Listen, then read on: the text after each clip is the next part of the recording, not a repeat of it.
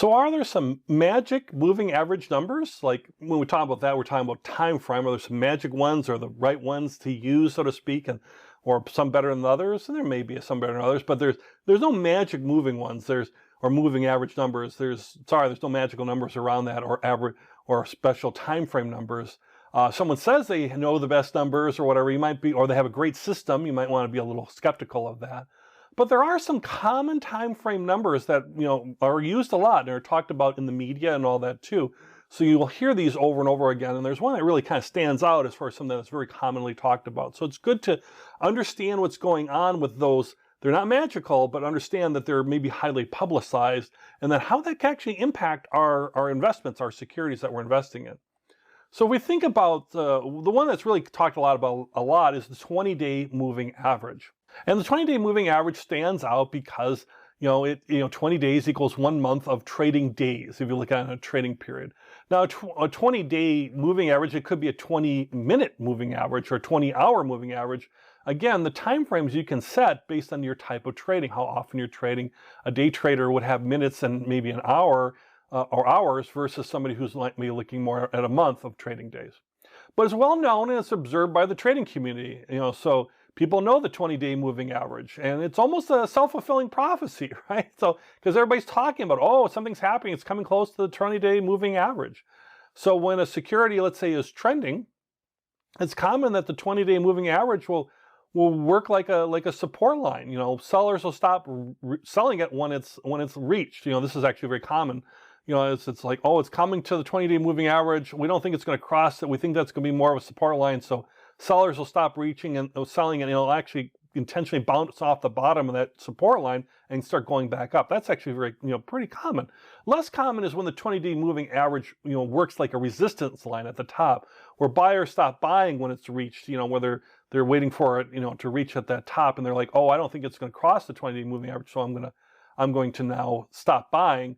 Because we're coming up a resistance level. Now, if your charting and stuff has actual resistance and support levels, that's another thing, and maybe this is reinforced. But I think there's a little bit of self-fulfilling prophecy where people just believe these things, and they're like, well, okay, I'm not gonna sell when it gets down towards the 20-day moving average, but and I'm not gonna buy when it gets to the top because I think it might break through that 20-day moving average. So not a magic number, but understand this is what you might hear in the media when they start talking about, a security approaching the 20-day moving average.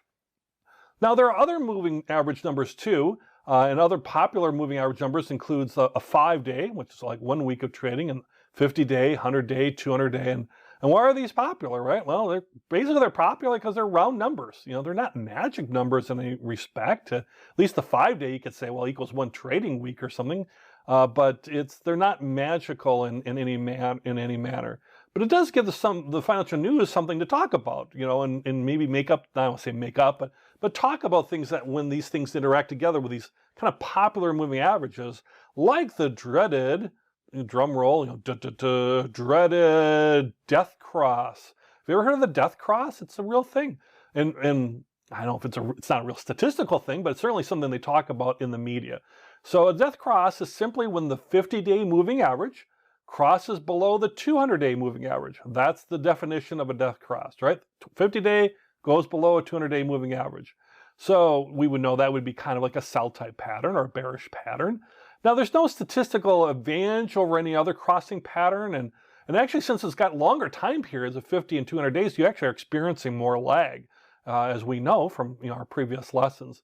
But traders recognize a death cross. The media talks about a death cross. So it might be a self-fulfilling prophecy that, oh my gosh, a death cross is happening. We need to be aware of this, that prices are about to really go down because we're going to cross this death cross, or the death cross just happened. So this is a terrible thing. Same thing with a golden cross. So the opposite is when the 50-day moving average crosses above the 200-day moving average. That means prices are going to go up. So some would say a death cross means a wider bear market and a golden cross means a wider bull market. It does mean that a shorter term moving average has crossed a longer term moving average, and we know that means something, and people trade on that, and we can trade on that, but there's no guarantee like, oh, okay, things are going to get bad or things are going to get really good, depending on your point of view. If we looked at it graphically, by the way, this is what it would be, right? It's you get your 200-day moving average, and you have your death cross when it goes below, and you have your golden cross when it goes above, right? So that's kind of how that all kind of works. So it's the same thing. It's just the concept of, again, there's no magical numbers with moving averages, but it can be self-fulfilling as far as in the news media. But one thing with moving averages, to think about is they're really good, powerful indicating tools.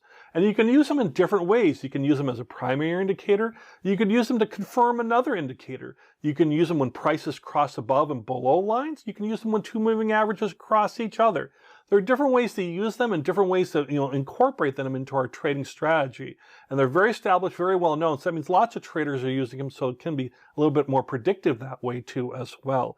So use them with other indicators, but moving averages can be a really, really great way to enhance or be a big part of your strategy in terms of technical analysis. Now later we're going to talk about how to build these strategies and things together and how to pull these different things that you're learning about together into some coherent strategies and things, and also how to trade around these things as far as how much money to invest, all that. That's coming up towards the end. But for right now, understand that a moving average is an indicator, it's a tool, it's another tool in your toolbox, and it's a good tool to have, it's a good tool to use.